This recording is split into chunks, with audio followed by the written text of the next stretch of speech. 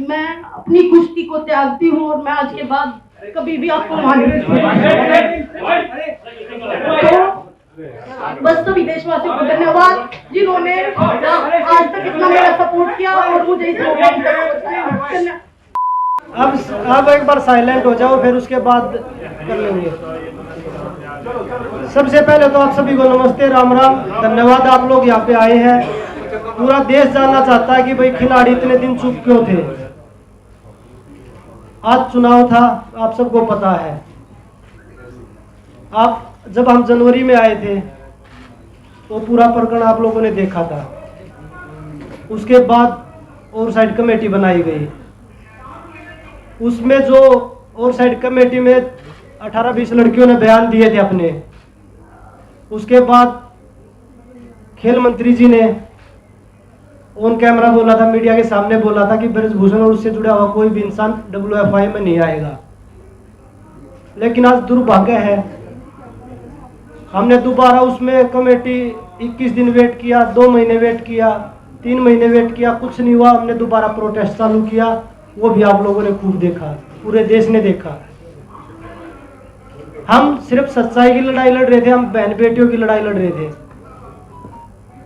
जो उनके साथ शोषण हो रहा था उसकी लड़ाई लड़ रहे थे। नहीं तो हम भी एक्टिव खिलाड़ी थे, हम भी देश के लिए मेडल जीत रहे थे। बहुत सारे लोग बोल रहे कि ये तो खत्म हो चुके थे। करंट में 2022 में जब कॉमनवेल्थ गेम्स में गोल्ड आया था 3 का, उसके बाद वर्ल्ड चैंपियनशिप में कितने मेडल एक बार देश में देख लीजिए। उसके बाद दोनों का, मेरा रूविनेस का वर्ल्ड चैंपियनशिप में मेडल आया था। तो मुझे नहीं लगता कि भाई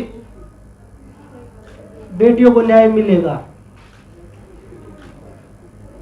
क्योंकि जिस हिसाब से पूरे तंत्र ने काम किया है, बेटियों को तोड़ने का काम अभी भी चल रहा है। आज WFI के चुनाव देख लिया आपने, उसी का आदमी बना है। उसके बावजूद जब खेल मंत्री जी के सामने 15-20 लड़कियों ने अपनी आप बीती बताई थी, आज 6 लड़कियां में भी तोड़ने पे पूरा जोर लगाया जा रहा है। आज तो WFI के चुनाव में किया है, धीरे धीरे उसको कोर्ट से भी बरी करवा देंगे, मुझे लग रहा है जो। लेकिन फिर भी हमें भरोसा है न्यायपालिका पर, क्योंकि मुझे लगता है कि जो हमारे देश में न्याय बचा है वो सिर्फ न्यायपालिका में ही बचा है। तो हमें अब भी उससे उम्मीद है, माननीय सुप्रीम कोर्ट से, माननीय दिल्ली हाई कोर्ट से। तो हमें लगता है कि हमें जो बहन बेटियों को जो न्याय की लड़ाई है, जो आने वाली जो हमारी पीढ़ी है ना, हमने जो लड़ाई लड़ी, मुझे लगता है कि आने वाली 1-2 पीढ़ियों को और लड़नी पड़ेगी। जितने हमने अपने दम में, जितना हमारे में दम था, हमने वो लड़ाई लड़ी है। लेकिन जो सरकार ने हमारे से वादा किया था ना, उस पर सरकार खड़ा नहीं हो पाई। बड़े दुख के साथ कहना पड़ रहा है आज कि हमारी बेटियों को न्याय, मुझे नहीं लगता कि 1-2 पीढ़ी के जो आप आने वाली पीढ़ी है उनको भी लड़ाई लड़नी पड़ेगी, जब भी न्याय हो सकता है। सभी को नमस्कार। बहुत साल लगे ये हिम्मत बनाने के लिए, इस फेडरेशन के जो प्रेसिडेंट हैं उनके खिलाफ लड़ाई लड़ने के लिए हमें बहुत साल लगे कि हिम्मत बनाई और हमने ये प्रोटेस्ट किया। लेकिन आज सब आपको नतीजा पता ही है कि प्रेसिडेंट जो है उसी का, उसके बेटे से भी फिर है, उसका राइट हैंड यूँ मान लो प्रेसिडेंट बना है आज रेसलिंग फेडरेशन का। तो जो सरकार ने कमिटमेंट की थी वो पूरी नहीं हुई। हमारी मांग थी महिला प्रेसिडेंट की, कि महिला प्रेसिडेंट होगी तो शोषण नहीं होगा। लेकिन ना पहले महिला का कोई भागीदारी थी। आज आप पूरे इलेक्शन उसकी लिस्ट उठा के देख लो, एक भी महिला को कोई स्थान नहीं दिया गया। तो बस यही कहना चाहूँगी कि जो ये लड़ाई है, ये हमने तो अपनी पूरी हिम्मत करके लड़ी, लेकिन ये लड़ाई जारी ही रहेगी, क्योंकि आने वाली जो और फ्यूचर है, जो बेटे हैं, बेटियां हैं, जो रेसलर्स हैं नई जनरेशन के, उनको ये लड़ाई लड़नी पड़ेगी। और मैं ये कहना चाहूँगी कि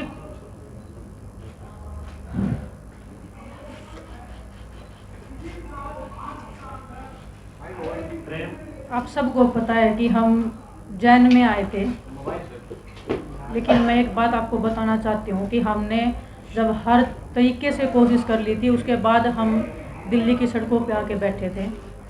सबसे पहले हम गृह मंत्री जी से मिले थे, मैं और बजरंग गए थे मिलने के लिए।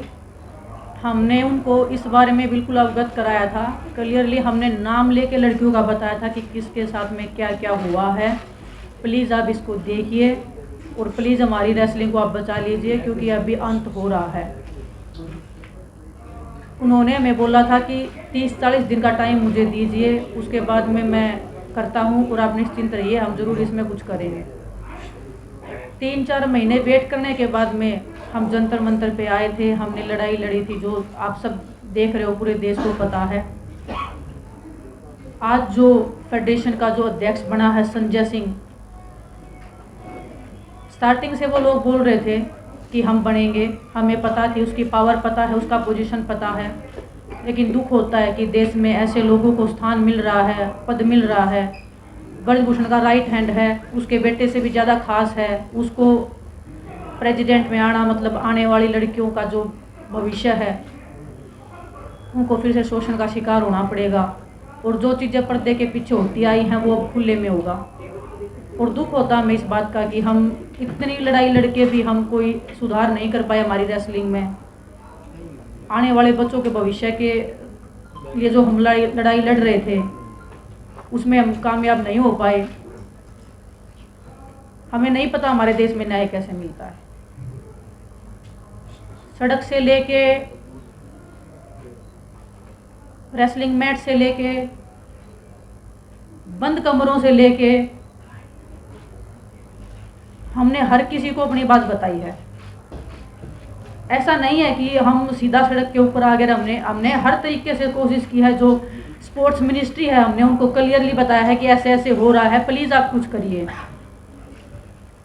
पूरे देश को पता होते हुए भी ऐसे लोग जो शोषण कर रहे हैं, महिलाओं का करते आए हैं, उनको फिर से संवैधानिक पदों पे बिठाया जा रहा है, उनको स्पोर्ट्स में जगह दी जा रही है। जो एक महिला थी, हमें उम्मीद थी कि कोई महिला आएगी, आने वाली जो बच्चियां हैं वो एक संतुष्टि फील करेंगी कि एक महिला है, और उनको भी एक हौसला मिलेगा कि हाँ कि हम अभी सेफ हैं। ना तो पहले रेसलिंग फेडरेशन में कोई भी एक लड़की थी, ना कोई भी आगे लड़की है। मैं हमारे आने वाले रेसलर से कहना चाहती हूँ कि आने वाली 2 या 4 पीढ़ियाँ तैयार रहिए शोषण के लिए। शायद आपको भी ये लड़ाई लड़नी पड़ेगी, हम जो ये लड़ाई लड़ रहे हैं। भगत सिंह जी ने जब देश के लिए फांसी लगाई थी, देश तभी आज़ाद नहीं हुआ था। काफ़ी साल लग गए थे उनको अपने देश को आज़ाद होने में भी। हम उम्मीद बहुत कम है, फिर भी हम उम्मीद कर रहे हैं कि हमें न्याय मिलेगा।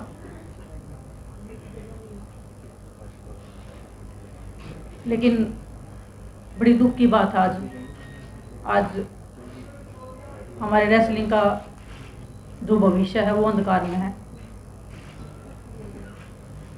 हमें नहीं पता कहाँ पे अरदास लगती है, किसके सामने जाके हम अपना दुख बताएं।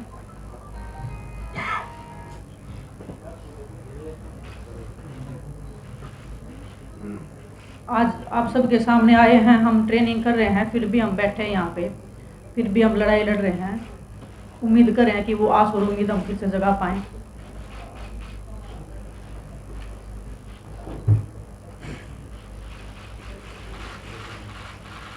मैं आपको बताऊं, सरकार से ना तो हमारी पहले लड़ाई थी, ना हमारी आज लड़ाई।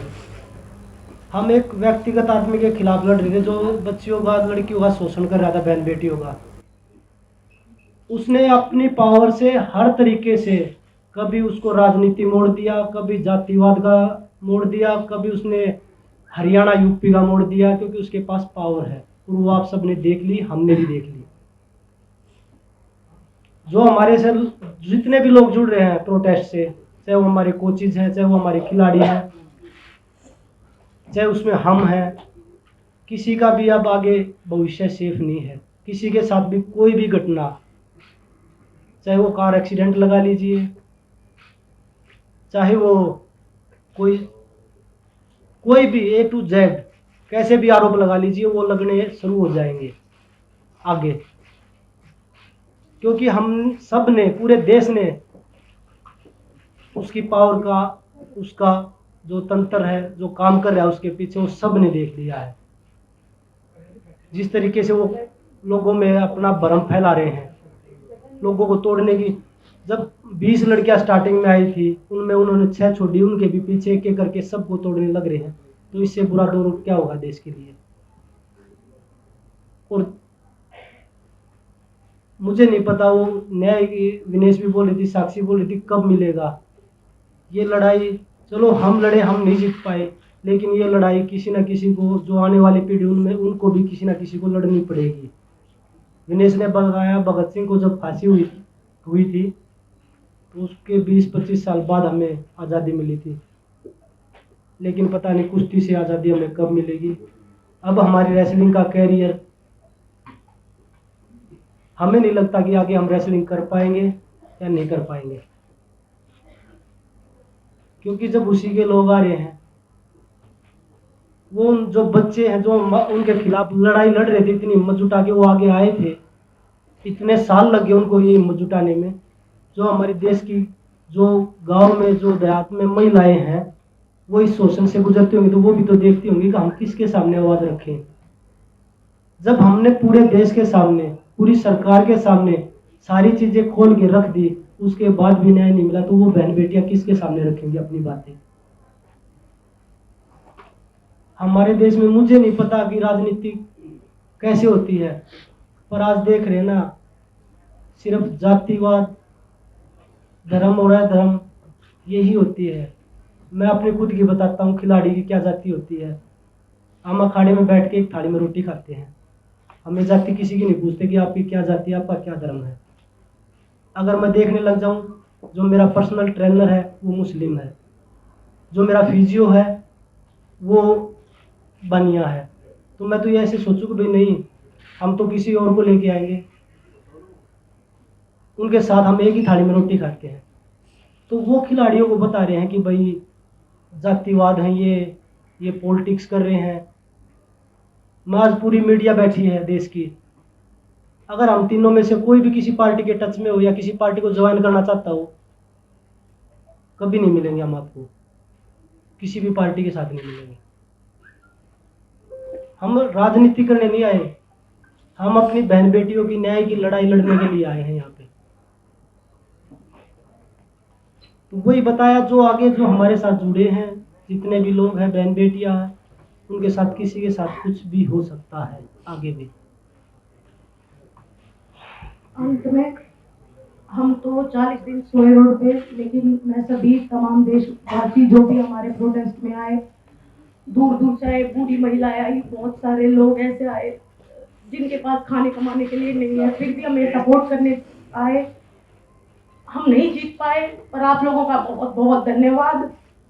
और एक बात और कहना चाहूंगी कि लड़ाई लड़ी, पूरे दिल से लड़ी, लेकिन अगर प्रेसिडेंट बृजभूषण जैसे आदमी जैसा ही रहता है, उसका बिल्कुल सहयोगी है, उसका बिजनेस पार्टनर है, वो अगर इस फेडरेशन में रहेगा, तो मैं अपनी कुश्ती को त्यागती हूँ और मैं आज के बाद कभी भी आपको मानूंगी। बस सभी देशवासियों को धन्यवाद जिन्होंने आज तक इतना मेरा सपोर्ट किया और मुझे इस मौके तक पहुंचाया। बजरंग और दिनेश, क्या आप लोग भी कुश्ती खेलेंगे या आप भी साक्षी की तरह उदी के साथ फैसला ले रहे हैं? जगह दीजिए।